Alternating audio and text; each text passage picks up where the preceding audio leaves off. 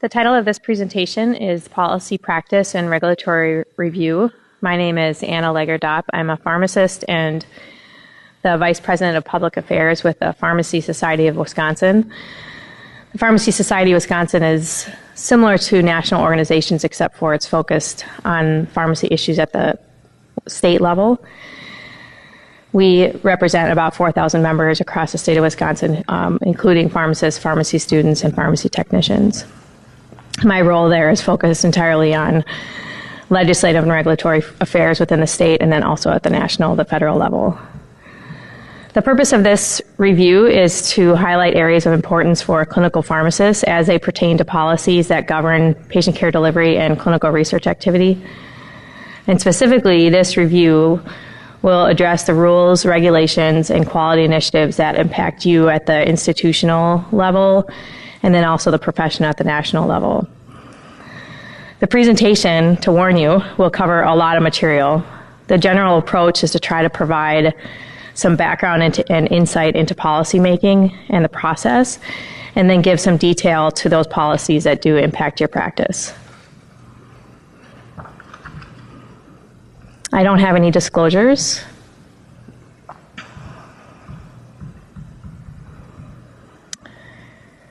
When you think about the variety of different positions and career opportunities that pharmacists have available to them, whether it's in the inpatient setting, the ambulatory care setting, in community, industry, academia, or government, it's essential to expect that policies are going to be a driving force in the daily activities and decisions.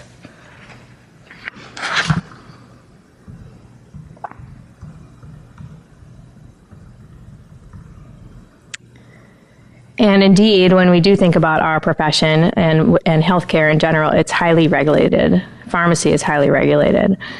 And so when we do consider those policies that drive our profession, we need to remember that they stem from multiple levels, from the state, or from the federal level to the state, to institutional practices. I think most obviously we think about those federal policies and state policies as the most obvious because they dictate scopes of practice and determine reimbursement policy. But we can't forget that there's a lot of professional level policies like practice standards that our national associations develop, position papers, all the way down to medication use guidelines that are developed at various institutions at the practice level. And so this presentation is going to touch on all of these different levels. The BPS domains that are going to be covered in this presentation are primarily focused on Domain 2, related to drug information and evidence-based medicine, and Domain 3, system-based standards and population-based pharmacotherapy. There won't be anything covered on Domain 3, which is centered on patient-centered pharmacotherapy.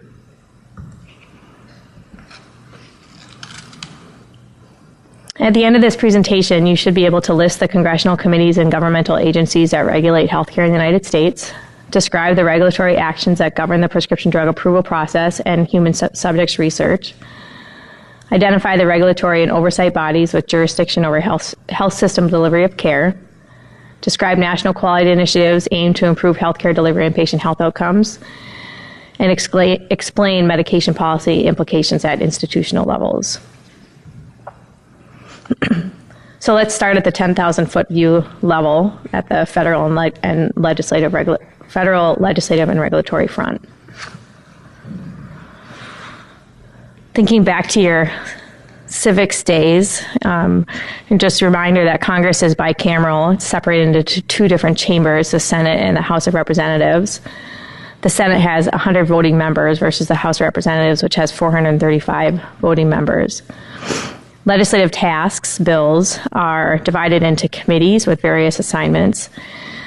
And these committees, the committees that we focus on that has the most jurisdiction over health-related policy are provided here. So on the Senate side, the committees that impact the pharmacy practice, healthcare in general, include the Finance Committee, the Health, Education, Labor, and Pensions, or HELP Committee, and then Appropriations, and then some additional ones, including Budget, the Special Committee on Aging, Indian Affairs, and Veterans Affairs.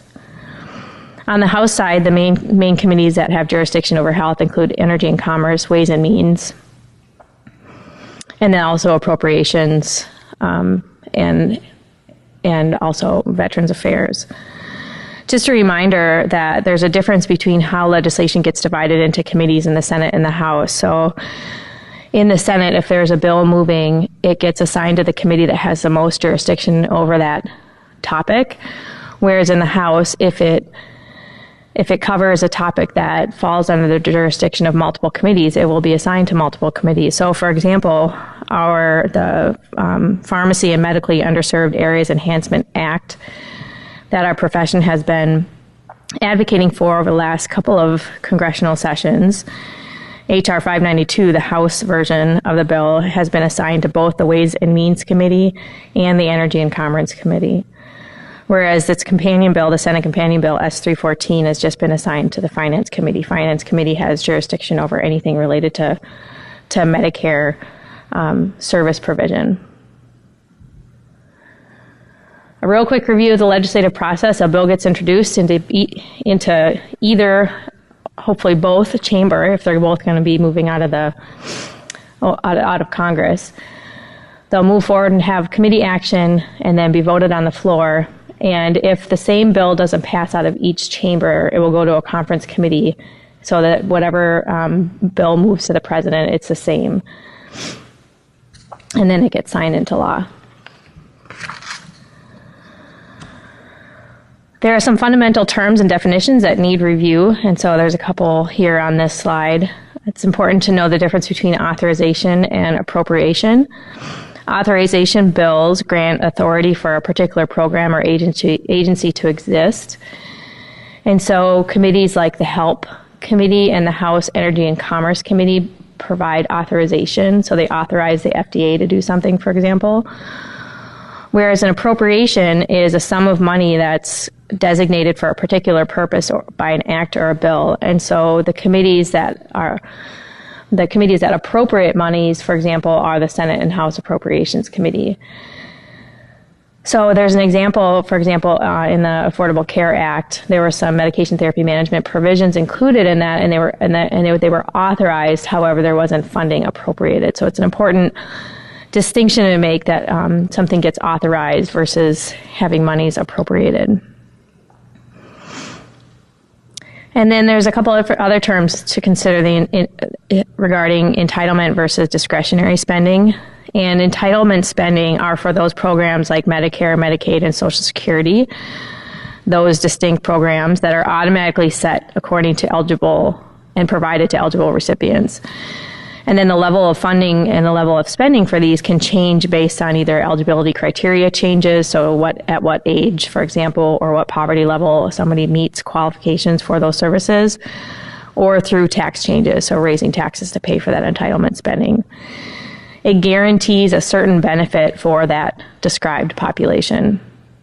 Whereas discretionary spending represents annual spending levels that are determined by Congress, and the spending is considered optional. For example, entitlement programs are set by Congress and by the president early in the part of the calendar year, versus discretionary spending usually gets decided in appropriation season, which typically ends around September 30th. And when we think about the programs that impact pharmacy the most, we think of, especially those that are discretionary in nature, they typically fall under the agencies of the Department of Health and Human Services. And the discretionary spending for DHHS, for example, represents about 32% of federal monies that are appropriated. It's the largest share of non-defense discretionary spending. So you can imagine that there's a lot of focus on that during that appropriation season about how that money is going to get divided, whether it's going to the NIH or the FDA or to AHRQ. Sometimes you hear of something called a continuing resolution, and this, or a CR, a continuing resolution, continues funding for a program if the congressional fiscal year, which again ends September 30th, ends without a new appropriation in place. And this is where you start to see discussion around fall timeframe and threats for potential programs resulting in a federal shutdown if the appropriations bill has not been passed. And then most often we see a continuing resolution, which is essentially a cost to continue budget. Funding levels stay the same, but at least the programs continue to function. So that's a real high-level overview of legislative activity and some legislative basics. The next couple of slides are going to go over some recent legislative activity that's important to know for some of the questions that will likely be asked on exams. Looking back a few years now, the American Recovery and Reinvestment Act of 2009, this was oftentimes looking at an increased spending act. However, there were some really important implications in there for health policy. So it ended up providing a vehicle for the passing of the Health Information Technology for Economic and Clinical Health, or the HITECH Act.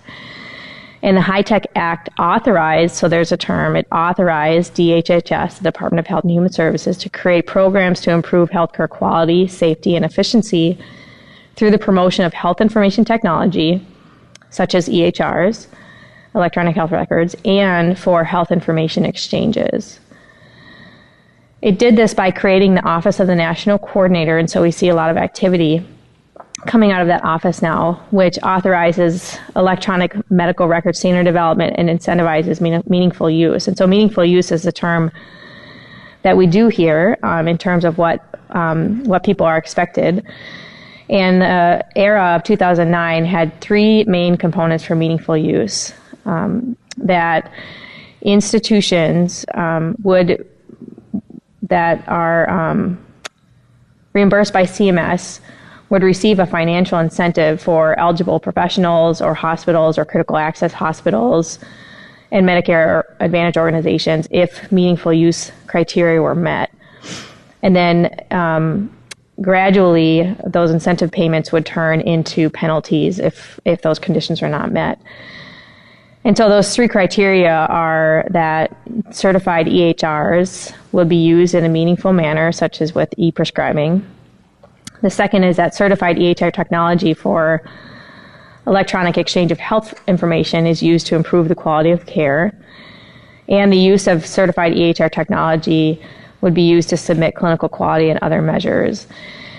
And I focus on this just to mainly tell you that this is changing now with another bill that we're going to talk about in the next slide. But it's important to know that this all stemmed from the HITECH Act, which was included in the stimulus bill of 2009. That bill also included some legislation and provisions for health information exchanges. And this is a process for exchanging health information, either through a health information organization. And these are oftentimes things that you see at your local, regional, or state level. And regulations related to health information exchanges are aimed at increasing interoperability, increasing consumer and provider trust to mobilize information, and decreasing the cost and complexity of the exchange. So I'm sure you've seen in your state efforts to try to improve interoperability, mainly for the purpose of making sure that patients have information at their fingertips, and also to assist in those transitions of care between providers. There's three different types of forms of health information exchanges. There's a directed exchange, and this is the ability to send and receive secure information electronically between providers to support that coordination of care. A query-based exchange, which allows for providers to find and or request information on a patient from other providers. And a consumer-mediated exchange, which is what gives the patients information to control and user information among healthcare providers. The second bill that is going to be discussed is the Patient Protection and Affordable Care Act of 2010, otherwise known as the ACA. And I know that this is something that likely gets discussed at your practices for a number of reasons. There are multiple provisions in there, and there's multiple provisions for pharmacy-related issues, including things like coordinating team-based care through patient-centered medical homes, accountable care organizations, which we're going to talk about in a little while, the Biologics Price, Competition, and Innovation Act, which provided a mechanism for biosimilars to be approved by the FDA, and the Physicians Payment Sunshine Act.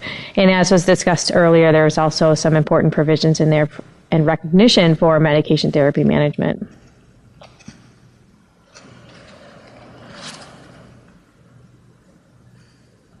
The Biologics Price Competition and Innovation Act is something that we will cover down in a few slides. But just remember that this created an abbreviated pathway similar to what the Hatch-Waxman Act provided for generic small molecule products, but providing a pathway, an approval pathway, a regulatory pathway for a follow-on biologic products such as biosimilars, known as biosimilars.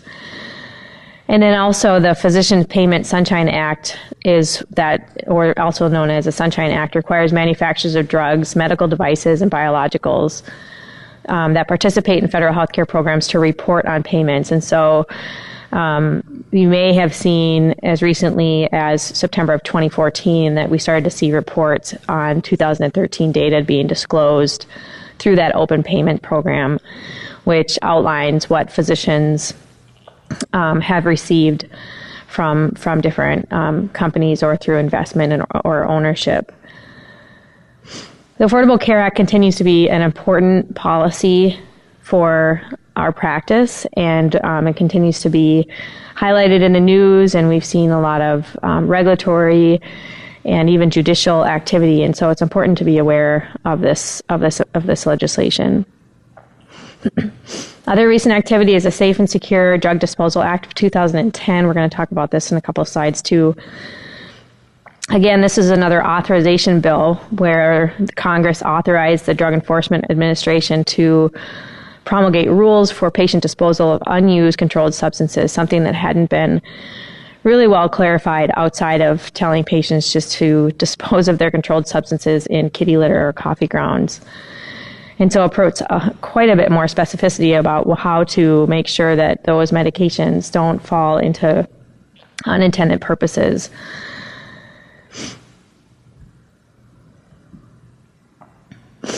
The FDA Safety and Innovation Act of 2012 is a bill that you will see, a vehicle that you'll see being passed every 5 years because it reauthorizes the Prescription Drug User Fee Act, which is the way in which the FDA received monies for the approval of new products.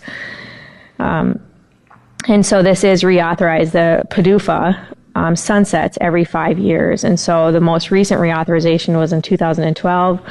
There'll be another reauthorization in 2017. It provides an important vehicle for passing other pieces of legislation. So, for example, in 2012, the FDASIA, the FDA Safety and Innovation Act, contained some provisions around addressing drug shortages, which is a real problem for patients and providers.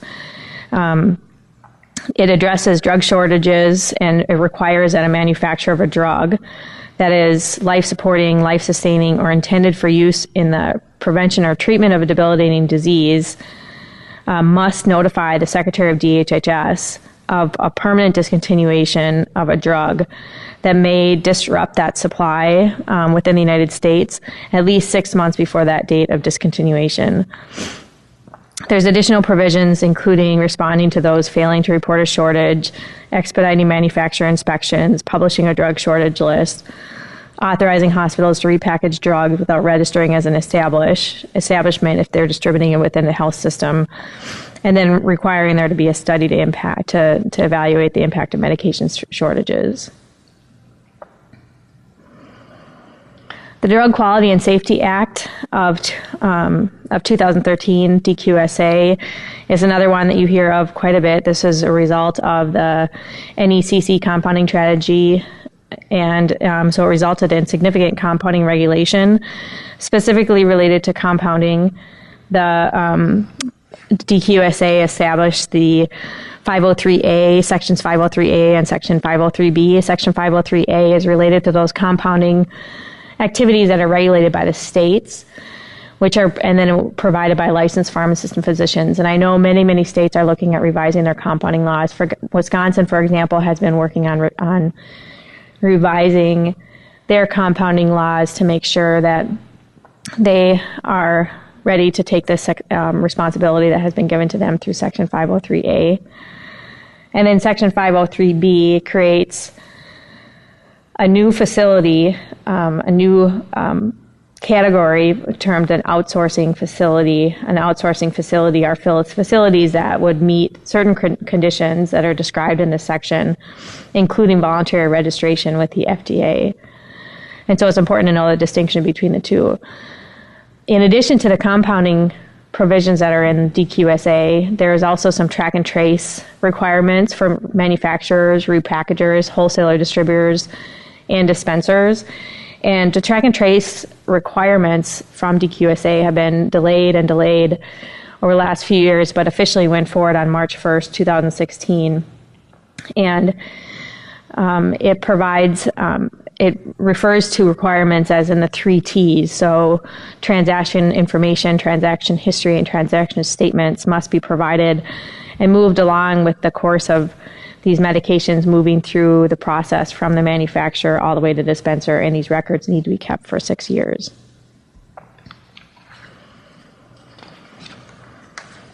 And then lastly, the most recent and significant piece of legislative activity is referred to as the Medicare Access and Chip Reauthorization Act, or MACRA, of 2015.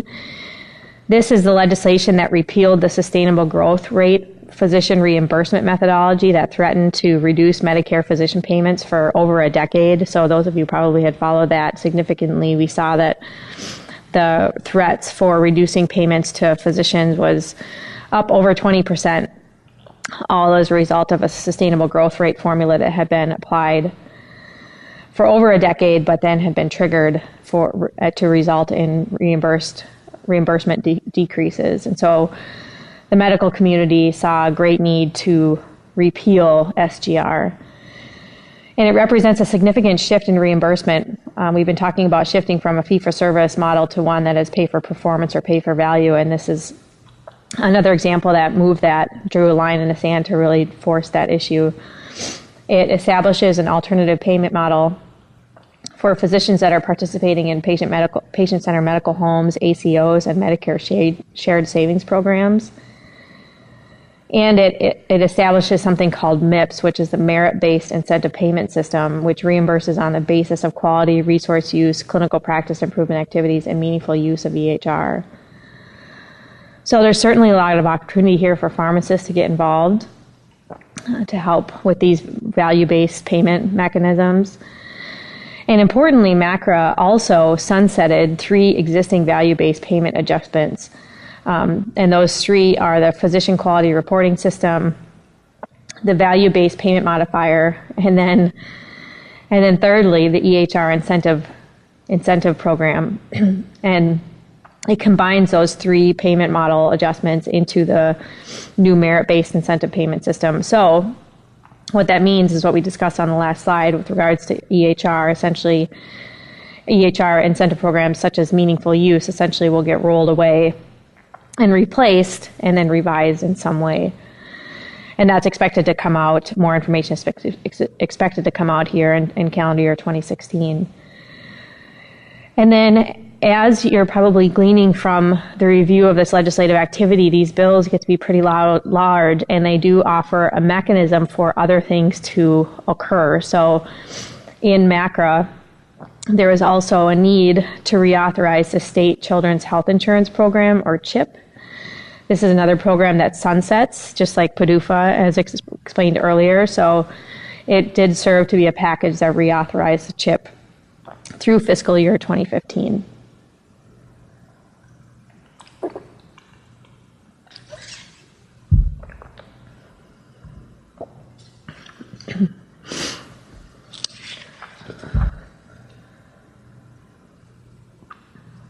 Moving on to the next topic, we're going to be having a dialogue about regulatory actions and regulatory oversight.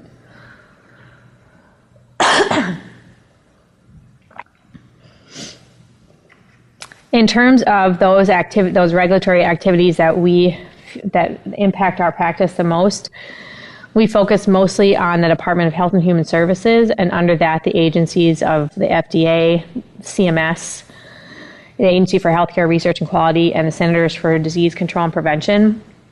We also receive regulation through the Department of Justice, which has jurisdiction over the DEA. But these are the main entities that we focus on and we receive direction from for our practices. Just a reminder that the departments and agencies of the government make rules and enforce them within their area of delegated authority. And so the delegated authority for each of those federal agencies are listed here. Real high level, reminded that the FDA is responsible for the safety of most foods, cosmetics, and it regulates both the safety and effectiveness of drugs, biologics, medical devices, and animal products.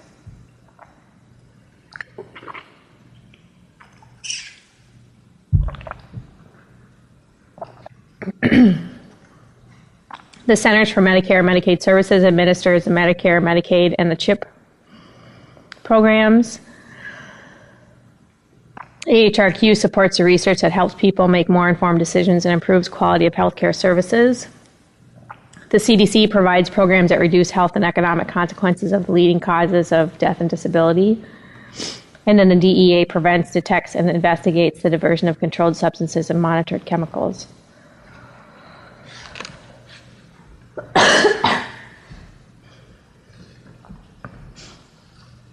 So it's important to remember that statutes and cases, so legislative action from Congress, for example, will define the authority and the power of a U.S. administrative agency. And then through that authority, the agencies can make rules and adjudicate or enforce within those areas of delegated authority. And rulemaking is the power to promulgate regulations and rules that have the effect of law. And these rules are codified in the general are codified and made permanent, and they're published in the Federal Register in the Code of Federal Regulations. And so it's important to remember that these agencies legislate through rulemaking, and then their rules are then published in the CFR.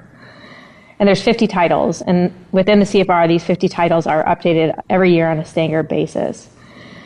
And so in general, of those 50 titles, the ones that pertain the most to pharmacists are Title 21, which relates to the FDA, Title 42, which relates to public health, and Title 45, which relates to public welfare. So we're going to talk about those in the next few slides. So a quick question before we move into that is, what is the best choice to correctly describe what 45 CFR Part 46 pertains to? Is it HIPAA? Is it bioavailability and bioequivalence requirements? Is it the Vaccine Injury Compensation Program? Or is it the federal policy for the protection of human subjects? And the answer is D, and we're going to talk about that in the next slide.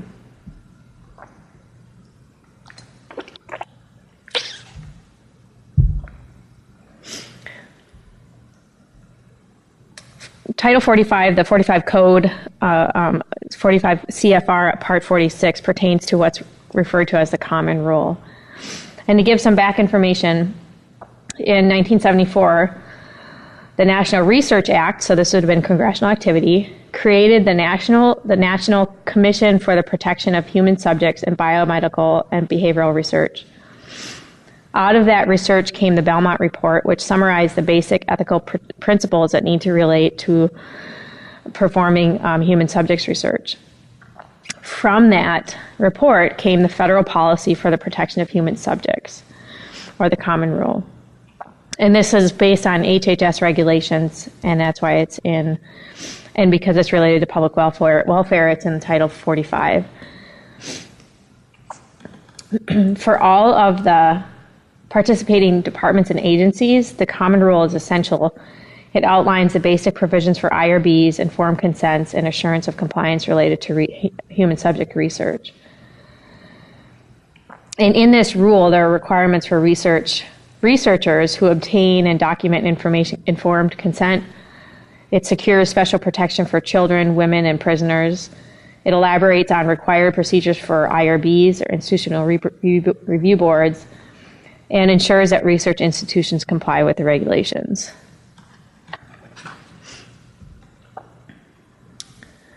So a little bit of background on this is that the Administration Procedure Act of 1946 grants the authority of rulemaking for agencies to promulgate and formulate, amend, or repeal a rule. And so how the administrative rule-making process works is that there's a notice of a proposed rule that's published in the Federal Register. And then there's public and stakeholder submission of written data, views, or arguments with or without the opportunity for oral presentation. An example is that there's been a number of proposed rules related to the DQSA and rulemaking for the compounding products. We see our national organizations like ACCP and ASHP and APHA really make a lot of effort to provide feedback on some of these proposed rules. So this is one example. The compounding, there's been several other examples where our national organizations have been present to make sure that they shape and provide feedback on proposed rules. You can follow and track proposed rules on regulations.gov, and that's what this website looks like. You can search for rules and comments and other supporting documents, and this is also where you can submit your comments. To give you an idea of how you put all of this together, we have a case study on the 2010 Drug Disposal Act. And so this is a bill that we outlined a little bit earlier. It was introduced by a senator from Minnesota. It had 10 bipartisan, both Republican and Democratic co-sponsors. And the bill, the law, amends the Controlled Substance Act, the CSA, to allow, through regulatory changes, patients to deliver unused controlled substances to appropriate entities. And that authorizes controlled substance disposal by long-term care health facilities. So to give you an idea of the timeline, that bill was introduced in May of 2010. It was signed by President Obama in October 2012.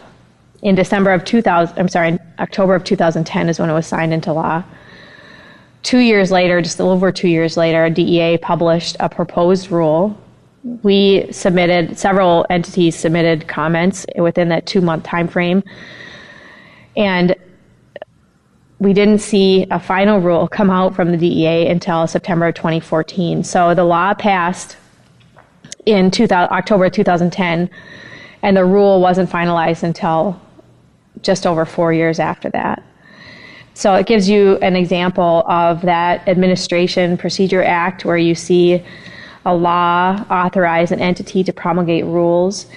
And this was a complicated one. It required a lot of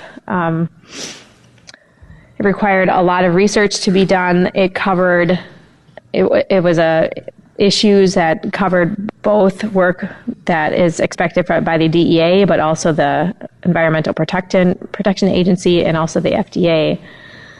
And so it's no wonder it took 4 years to see that final rule come out. But in general, it allows for the transfer of unwanted and unused controlled substances from an ultimate user or a patient's agent, essentially, to an authorized collector for the safe, secure, and responsible disposal. And it's important just to point out is that prior to the promulgation of this rule, pharmacists had no way to be involved as essentially a reverse collector of controlled substances, and so pharmacists really had their hands tied. But through the final rule, there's some allowances now created, and so it allows for ultimate users or those patients to voluntarily dispose of controlled substances either through 3 mechanisms: take-back events, mail-back programs, or collection receptacles. Pharmacists are allowed to participate in take-back events. They are not authorized to take the controlled substance from the patient, but they are authorized, and an area where they can contribute is to help in the sorting of those products. And then pharmacies can also provide a collection receptacle at their location. This final rule regulates each element of the disposal process from the transfer to delivery, collection, return, and recall of controlled substances, which is why it was so complicated and so complex.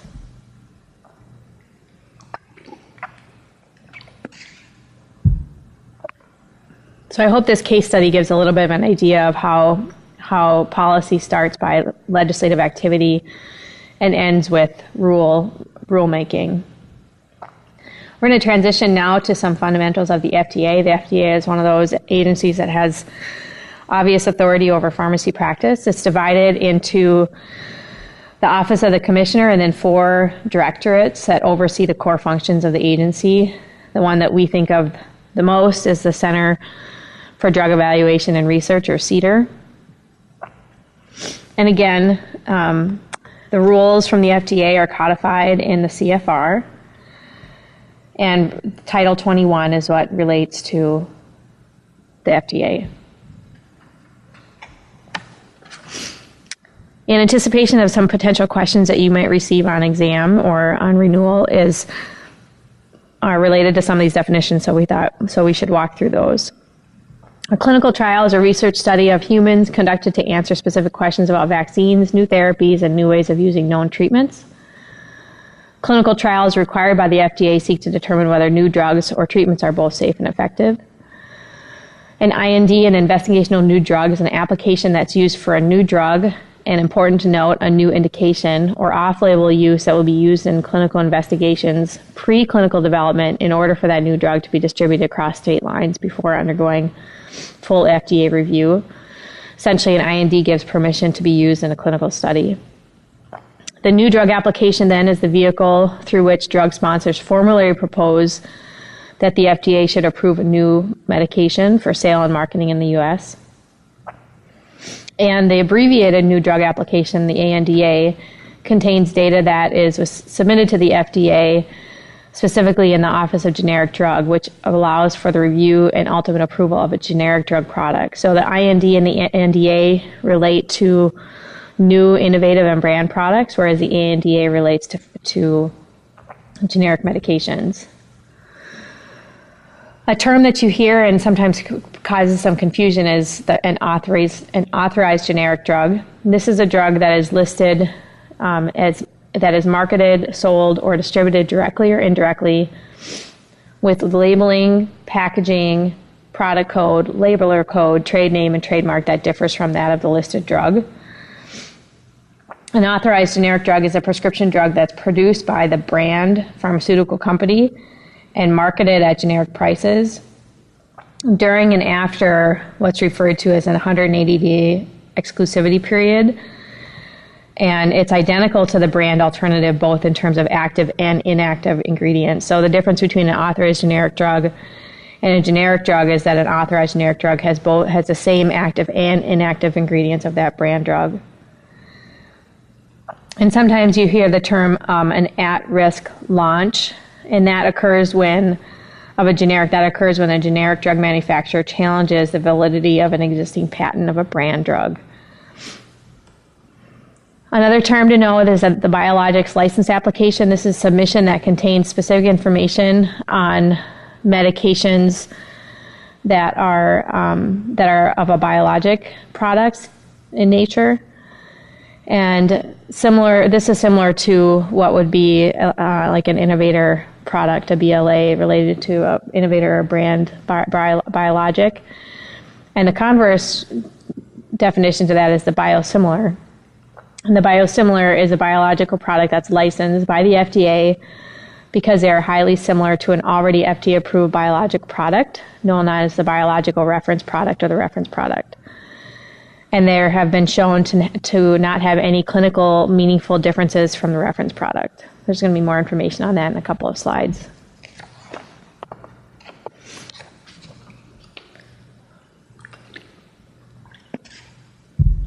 It's important to have a sense of the history of the regulation of drugs. It's important to know some of those key legislative activity that have brought us to where we are today with the FDA. And so that one of the very first ones that we can think of is the Drug Importation Act of 1848, which prohibited the importation of unsafe or adulterated products at ports of entry into the United States. Followed after that was the Pure Food and Drug Act of 1906, which identified the USP and the National Formulary as official standards for drugs. It's amazing to see their activity so robust here over 100 years after that act. The Food, Drug, and Cosmetic Act of 1938 required that firms prove evidence of safety to the FDA before marketing. So the Food, Drug, and Cosmetic Act now continues to be the main act that gets revised and amended and added to related to FDA activity. It's important to remember that the very first law that was related to medications being approved is that they needed to demonstrate safety. The Durham-Humphrey Amendment Act of 1951 amended, again, the FD&C Act to differentiate between prescription and non-prescription drugs. And then the Kefauver-Harris Amendments Act of 1962 is what established the requirement that in addition for safety to be demonstrated, firms also needed to demonstrate efficacy. And it also authorized the FDA to start to regulate direct-to-consumer advertising and to establish good manufacturing processes. And so to give some historical information to these Kefauver-Harris amendments that added the efficacy requirement to drug approval is that Senator Kefauver back in 1962 had tried for years to add an efficacy requirement, which was going to be a concept that the research-based industry fully supported, but as often happens in Washington, there was some logical disconnect. And it wasn't until the thalidomide problem in infants that involved safety that really added a stimulus for these drug amendments to be added, which added this proof of efficacy requirement to the new drug approval process. In 1983, we saw the Orphan Drug Act, which establishes grants, federal assistance for research, and tax incentives for those drugs targeted for a patient population of less than 200,000. And then the next bill is another important one for us to be aware of, the Drug Price Competition and Patent Term Restoration Act of 1984, otherwise known as the Hatch-Waxman Act, which expedites the availability of generic drugs. There was an understanding that brand name drugs could be available at a cheaper price after a certain amount of time after the patent life, but there wasn't a regulatory mechanism by which these medications could be approved. And so the Hatch-Waxman was named after some legislators. It was first introduced in the House by co-sponsors with names that we all recognize, like Al Gore and Senator Wyden, but it was a Senate companion bill that ultimately became law.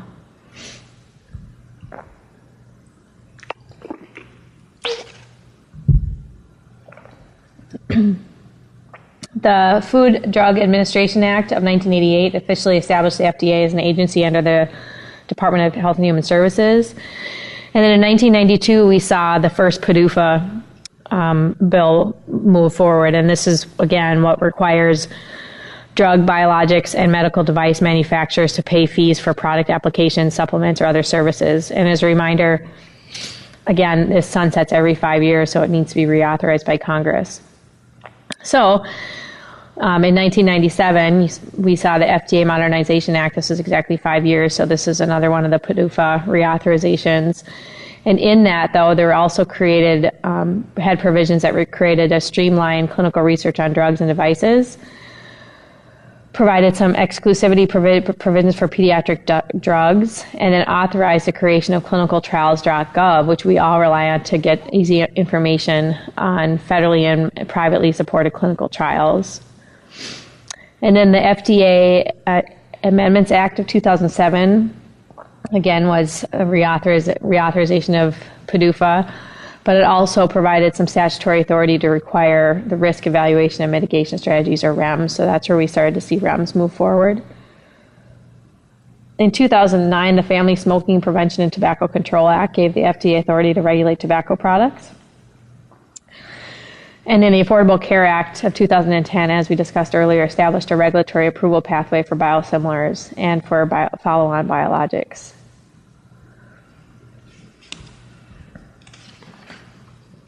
So here's a self-assessment question. Which is the option that is best to correctly name the legislative act that created an abbreviated FDA approval pathway for generic drugs? And so the answer to this, as we just discussed, is B, the Hatch-Waxman Act of 1984. Looking a bit more into the CFR, specifically related to Title 21, those rules that pertain to the FDA.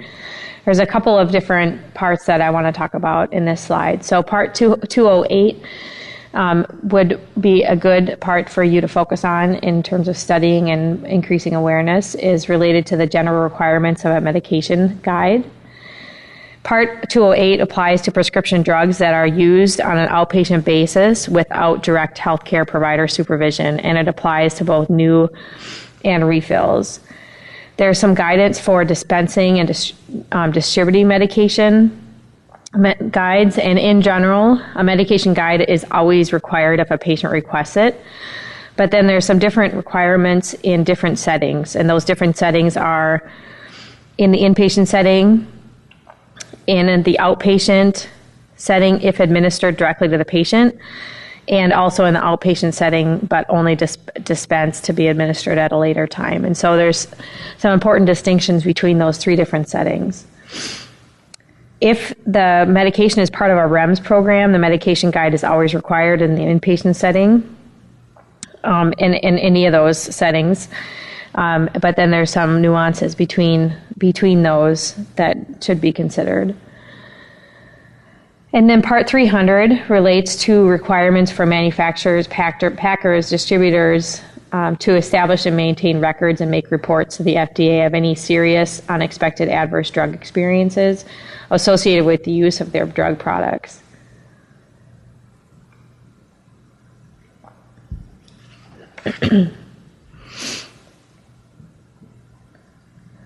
Paying a little bit of attention on REMS programs, it replaces what was previously known as a risk minimization action plan, and it outlines those requirements that a drug must be dispensed with one of the following. And so those three parts are medication guide or the patient package inserts, communication plan to healthcare providers, or the most strictest and most robust, the elements to ensure safe use, or ETASU.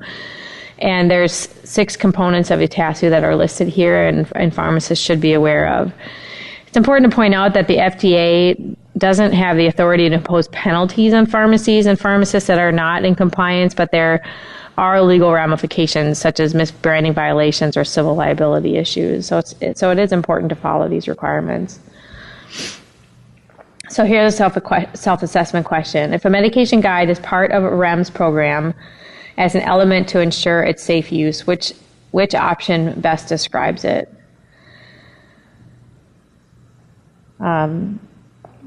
A, it must be provided when a drug is dispensed in an outpatient setting and will be used without the direct supervision of a healthcare professional. B, it does not need to be provided to a hospital inpatient receiving that drug, cannot be removed from that REMS program in the future, and does not need to be provided when a drug is dispensed to a healthcare professional for administration in an outpatient setting. And the answer here is actually what is considered false is B, is that if it's part of a REMS program, it still does need to be provided to that patient who's in an inpatient setting receiving that drug. So it's important to remember that while all medication guides must meet the standards and requirements that are outlined in Part 208 of the CFR, of Title 21 CFR, not every newly required medication guide will be an element of a REMS program. And so there's some important distinctions to be aware of there. However, if that medication guide is required for a drug that's subject to ETASU, the elements to assure safe use, that does require specific requirements for providing and reviewing a medication guide, and it must be provided in all settings, the inpatient setting, the outpatient setting, but administered by a healthcare professional, and an outpatient setting, but dispensed to a patient.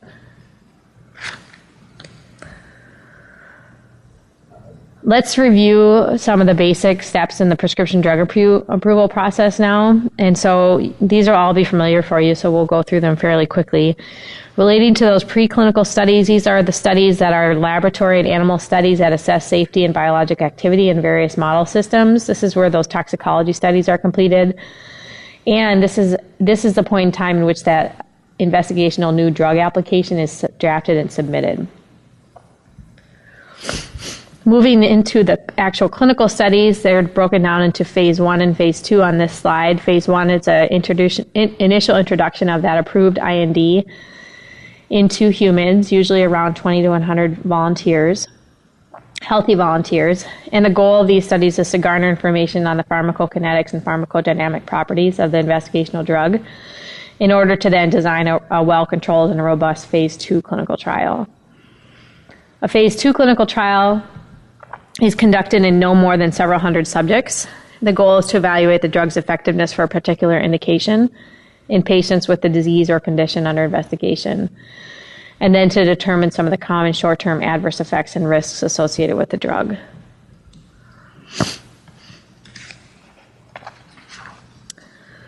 Phase 3 clinical studies are when the investigational drug is administered to a range of several hundred to several thousand patient subjects in different clinical settings to determine safety, efficacy, and appropriate dosage. The goal is to gather necessary additional information about effectiveness and safety for evaluating the overall benefit and risk relationship, and to provide an adequate basis for putting information into the prescribing information or the physician labeling. This is a step before the sponsor submits the new drug application or the NDA to the FDA for approval.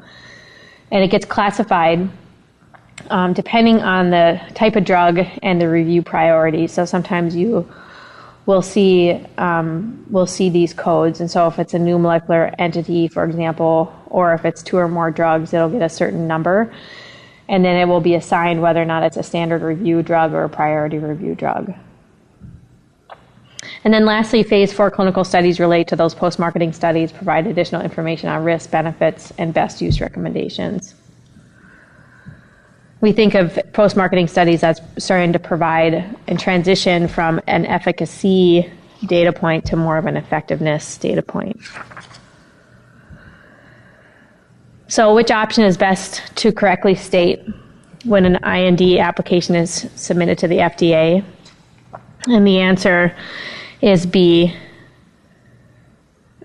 is after preclinical studies before phase 1 clinical trials. And another question, which is the best choice for correctly defining a phase 2 clinical trial? And this is it A, a study that tests a drug for treatment on a few subjects for the first time, B, a preliminary study of the intervention's efficacy that compares it with existing intervention or placebo, C, a study that evaluates a drug or intervention on a larger sample of subjects, or D, a study consisting of post-marketing studies. And so the answer here is B, it's a preliminary study. Answer A relates to a phase 1 trial. Answer C is a phase 3 trial, and then D is a phase 4 trial or post-marketing study. Transitioning from an innovator product approval process to the generic drug approval product is to review what the generic drug approval process. And a generic drug is one that is identical or bioequivalent. That's an important term, bioequivalent or bioequivalency, to an innovator drug product in dosage form, strength, route of administration, quality, performance characteristics, and intended use. And as a reminder, it was the Hatch-Waxman Act that defined bioequivalence as in statute as a means to approve a generic drug.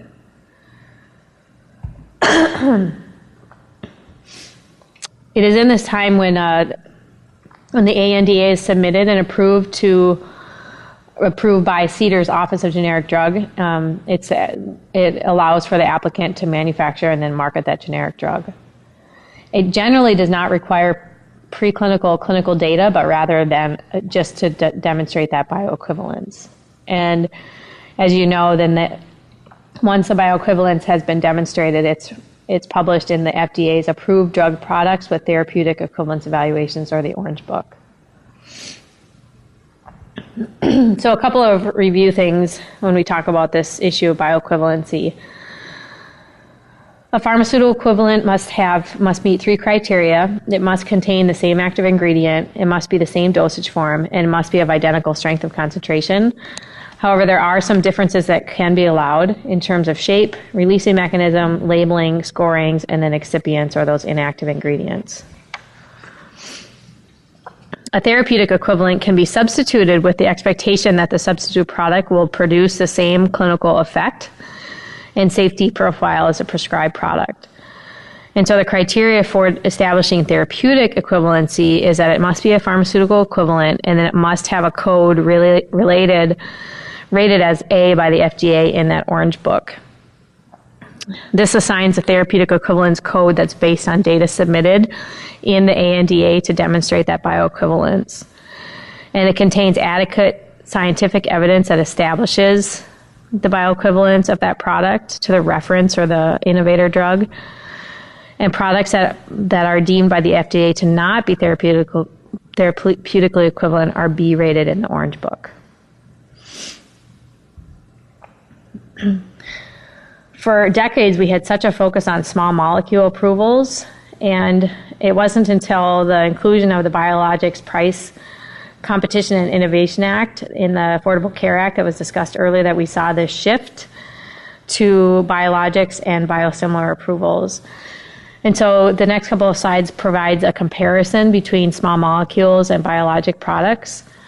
So for small molecules to be approved, the statutory mechanism is that Food, Drug, and Cosmetic Act.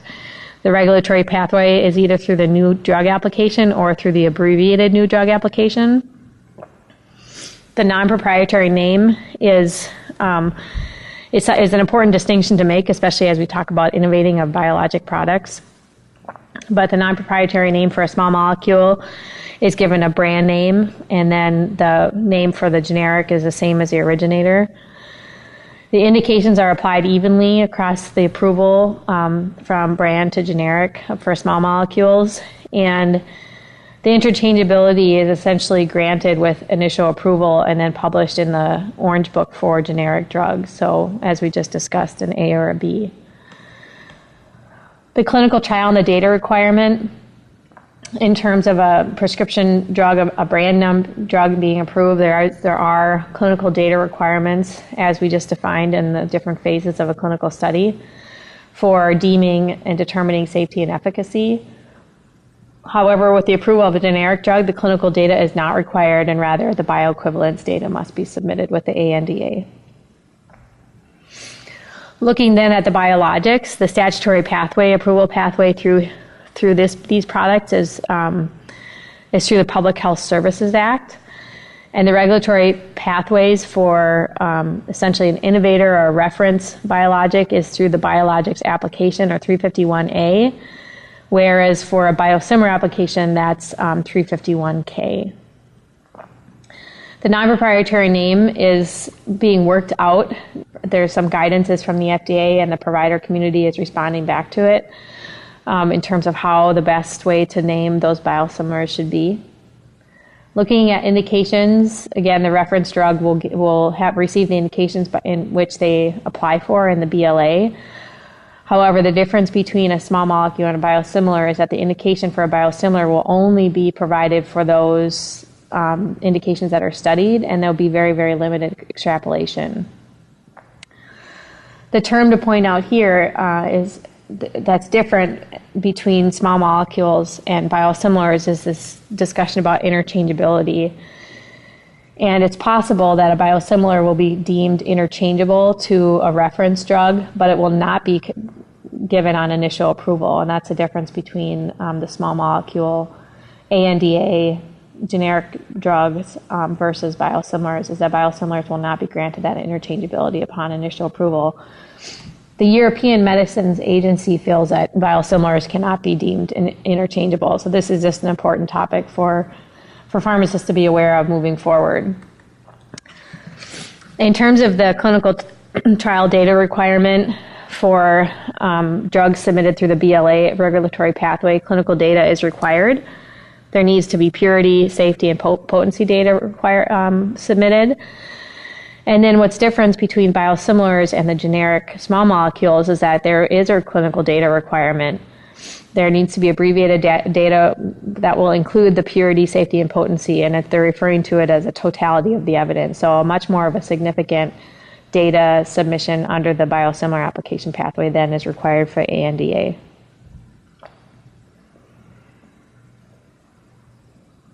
So when considering the generic drug approval process, which choice is the best to correctly define a generic drug? Is it that it follows the accelerated new drug application regulatory pathway, that it must be bioequivalent to the branded product, that it must be therapeutically equivalent, or that it'll be rated A in the Orange Book if it is not therapeutically equivalent. And the best choice here is B, is that the way that generics need to be approved is that they have to demonstrate bioequivalency. One thing to point out is that small molecules, generic small molecules, will be deemed therapeutically equivalent in the Orange Book, and there is a similar book for biosimilars, and that's the Purple Book. The Purple Book will be a reference that will help clinicians decide which biosimilars are most like originator or reference biologic products.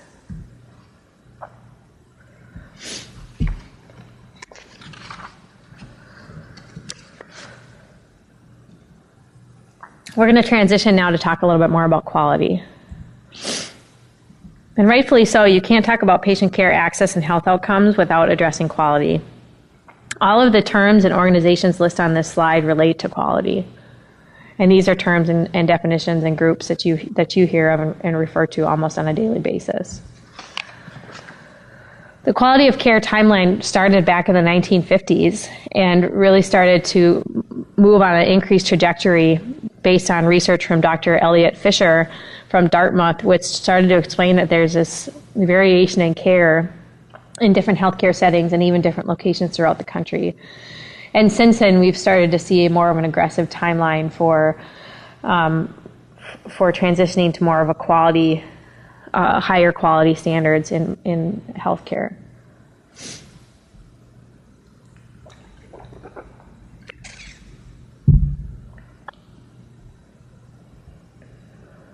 Most recently, we've heard of the triple aim, and the National Quality Strategy, which is a national prioritized healthcare improvement group that was legislated by the Affordable Care Act to create some of these priorities to accomplish the triple aim. And the triple aim is this active pursuit of dimensions for improving a member's health and experience of care while simultaneously working to get the greatest value on what we spend on healthcare. And so the National Quality Strategy aimed to look at this triple aim and then develop 6 priorities. So making care safer by reducing harm caused in the delivery of care, ensuring that each person and family are engaged as partners in their care, promoting effective communication and coordination of care, promoting the most effective prevention and treatment practices for the leading disability of mortality, working with communities to promote wide use of best practices to enable healthy living, and making quality of care more affordable for individuals, families, employers, and governments by developing and spreading new healthcare delivery models.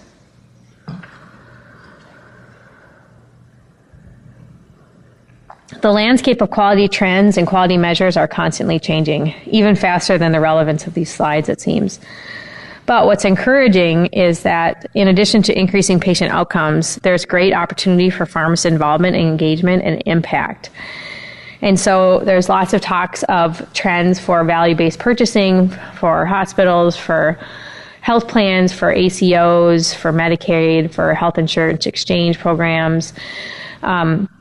Specifically, in the ACO, there are some requirements listed for quality measures, and there's a lot of them that relate to pharmacist involvement. So their ACO 12 is related to medication reconciliation, 14 is for influenza immunization, 31 is for beta blocker for patients with left ventricular systolic dysfunction.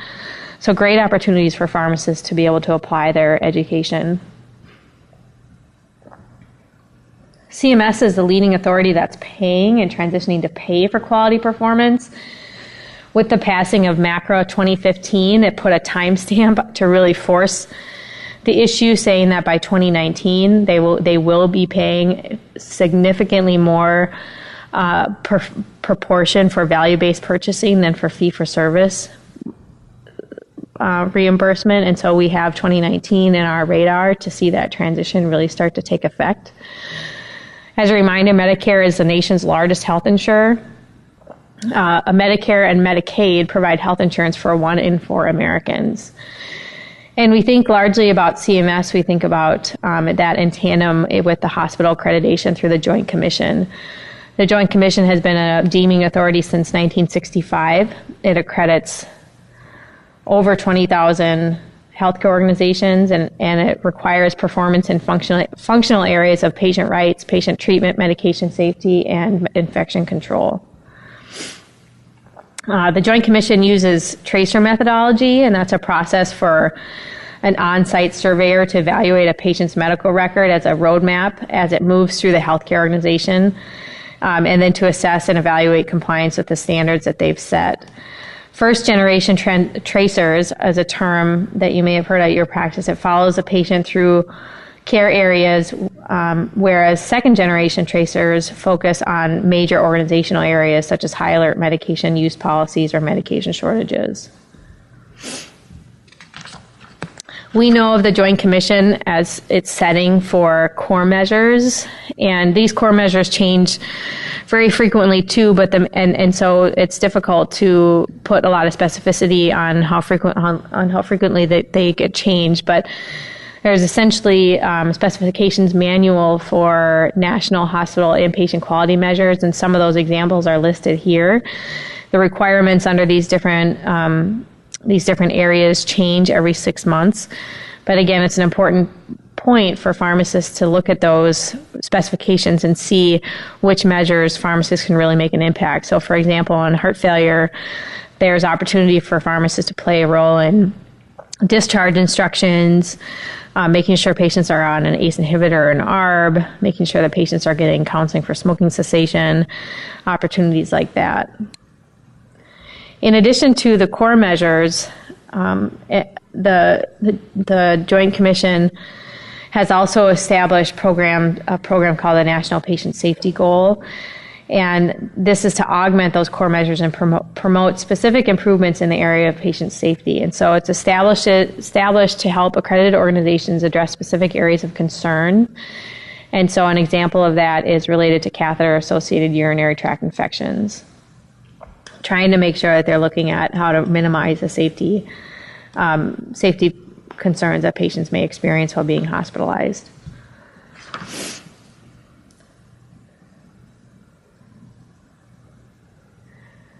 So CMS have started discussions in 2011 on this topic of value-based purchasing, and that is the lay of the land by which many of us operate these days.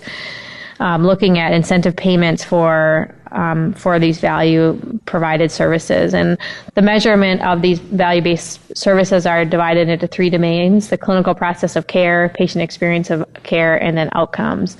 Examples of clinical process of care are provided here related to acute myocardial infarction, heart failure, pneumonia.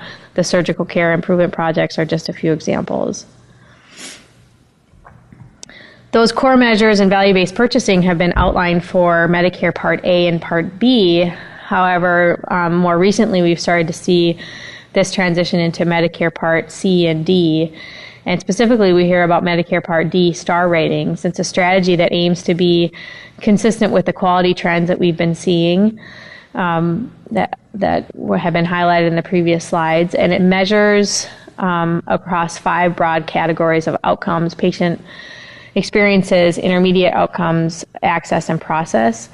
And the data comes from CMS administrative data, HEDIS measures, CAPS measures, and Medicare. EQUIP is a tool that pharmacies help to use to both track and improve their impact on these star ratings. EQUIP stands for the Electronic Quality Improvement Platform for plans and pharmacies. It allows for pharmacies to see their own performance on these measures and compare to other pharmacies. It also allows pharmacies to try to target areas of improvement with trying to achieve the 5-star goal. An example of a report that would come from QUIP is provided on this slide. It'll look, for example, at the proportion of days covered, the percentage of days covered in terms of making sure patients are on those highly evaluated, highly measured medications for diabetes, for example, for for cholesterol, evaluating high-risk medications. Transitioning a little bit from CMS now, we're going to talk a little bit about the National Committee for Quality Assurance. This is one of those groups, one of those entities that has a significant impact on our practice. It's a private, not-for-profit organization that has the mission to improve the quality of healthcare through measurement, transparency, and accountability. And they provide accreditation programs, certification programs, physician recognition programs, and distinctions for health plans, physician networks, medical groups, and then individual physicians. They're responsible for 3 key efforts to measure and improve healthcare quality. They assess on-site clinical administrative processes. They collect data for the Healthcare Effectiveness Data and Information Set, or HEDIS. And they measure member satisfaction through the CAHPS survey, the Consumer Assessment of Healthcare Providers and Systems Survey. So those are those 3 areas that you hear of a lot: is the clinical administrative process evaluation, the HEDIS measures, and then the CAHPS survey results. And then they produce several public reports, including the state of healthcare quality. In addition to these things, the NCQA establishes criteria for accountable care organizations, and they expect that ACOs will include a strong foundation of primary care, provide reliable reporting of measures to support quality improvement and eliminate waste and inefficiencies to reduce cost, commit to improving quality and patient experience, collaborate with stakeholders in the community or region, and then create and support a sustainable workforce. The HEDIS tool is a tool that consists of more than 81 measures across 5 different domains of care that health plans use to measure performance and focus on improvement efforts. These measures are developed by identifying clinical areas to evaluate. They conduct extensive literature reviews, develop the measure, vet it with various stakeholders, and then perform field tests on it. And then the domains under the HEDIS areas are effectiveness of care, access of care, experience of care, utilization and relative resource use, and health plan descriptive information. And the Quality Compass is a comparison tool that allows users to view these measures, results, and then benchmark information that ranks health plans among the HEDIS measures. So the Quality Compass is a term that you might hear, and that relates to the HEDIS measures. The Pharmacy Quality Alliance is another group that we're seeing grow significantly and contribute more to the quality trends. The mission of PQA is to improve the quality of medication use across healthcare settings through a collaborative process in which stakeholders agree on strategies for measurements, reporting, performance information that's all related to medications. It, too, develops performance measures, including proportion of days covered, gaps in medication therapy, diabetes medication dosing, suboptimal treatment of hypertension, use of high risk.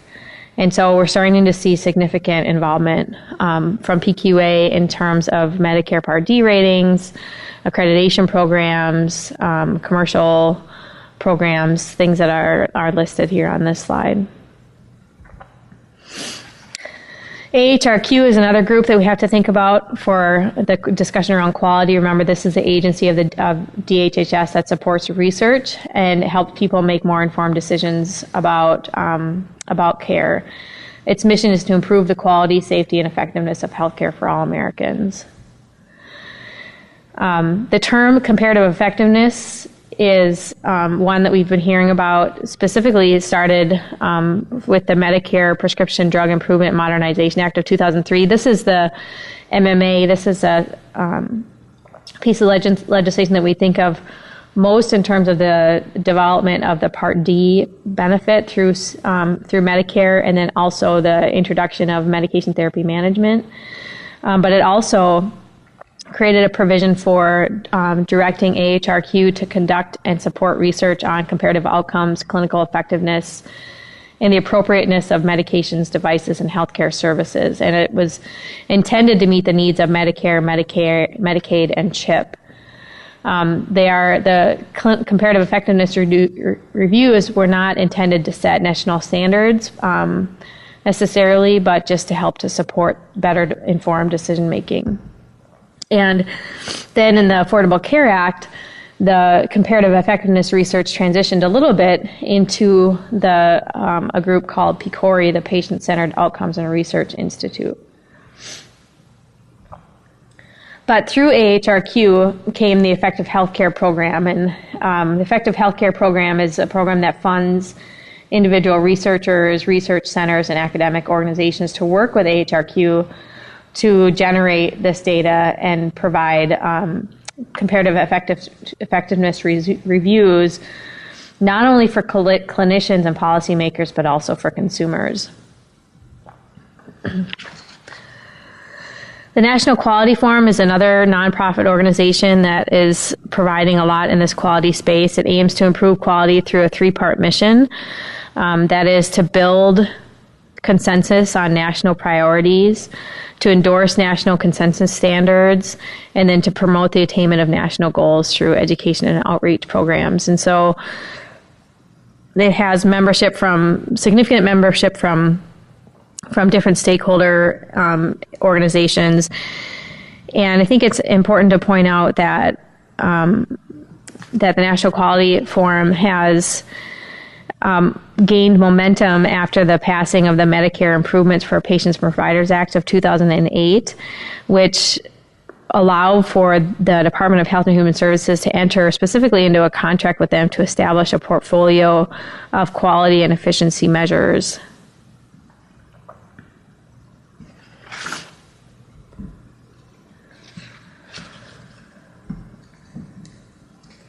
Transitioning now into medication and policy implications at an institutional review level. So we've covered a lot, again, at that 10,000-foot view, and now moving into some of those things that impact you on a more daily basis at your institution.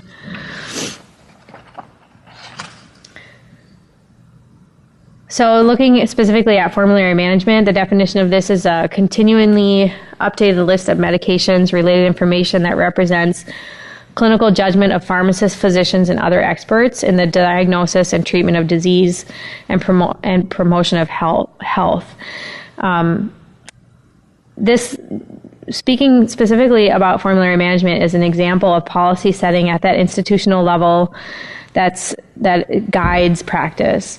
And then linking it a little bit higher with some of the federal expectation is that CMS does have conditions of participation that requires medical staff, medical entities to establish a formulary system.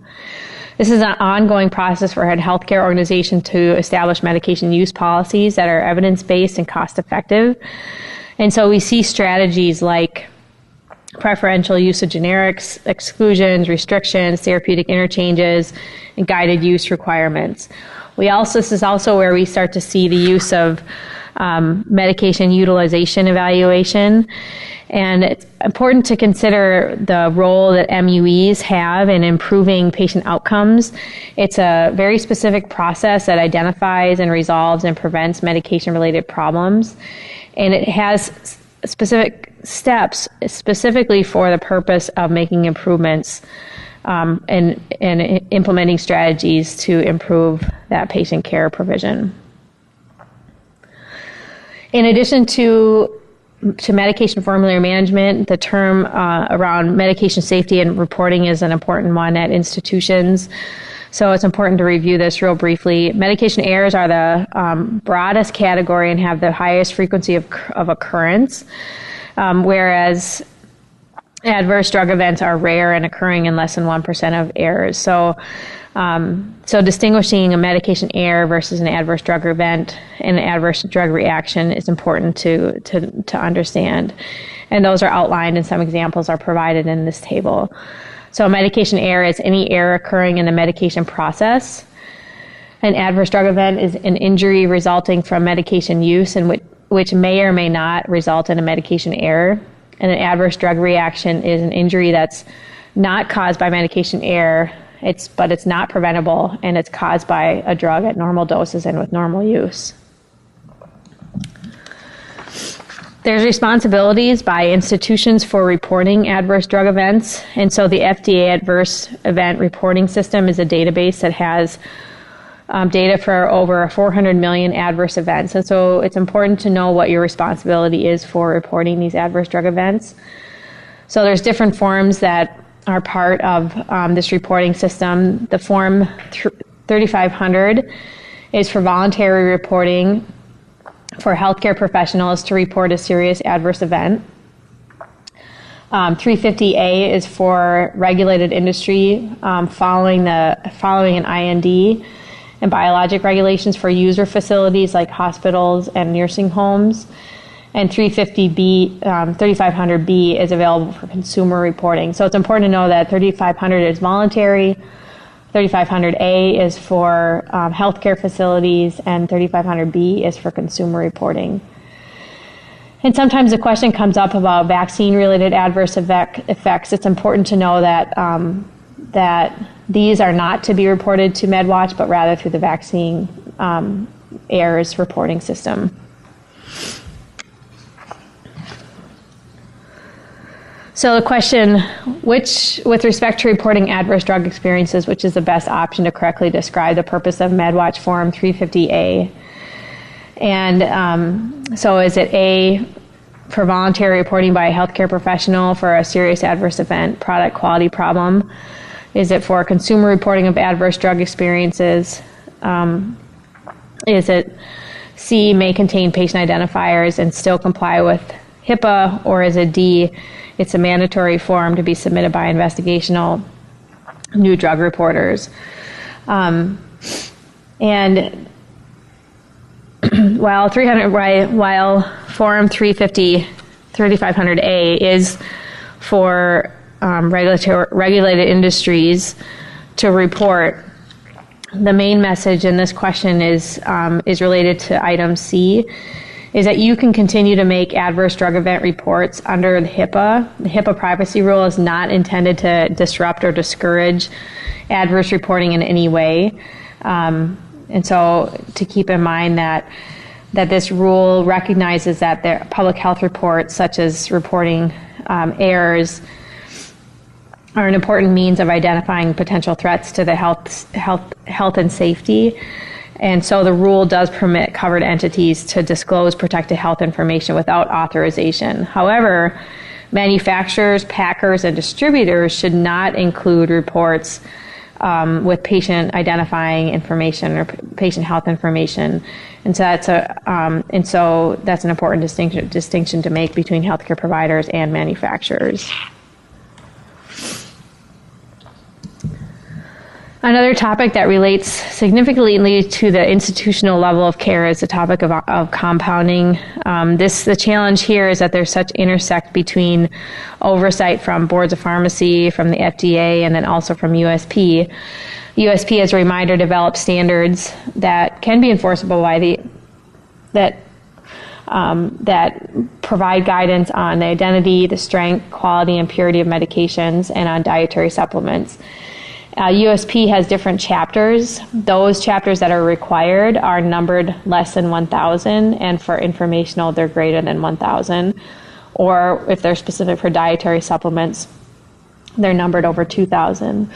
And so those topics that are related to compounding are USP 795 for non-sterile preparations, 797 for sterile preparations, and most recently finalized is USP 800 for hazardous drugs handling in healthcare settings. USP 797 is currently under revision. They received comments and they're intending to send it out for, again, additional comments based on the number of contributions and comments made. USP 800 is finalized, but it will not go into effect until July 1 of 2018, so institutions will have a lot of time to try to adhere to this. And what's important is that while USP is not necessarily enforceable, there are many entities like CMS that are moving towards requiring that. So, for example, surveyors with CMS are now surveying based off of using 797 for compounded sterile products.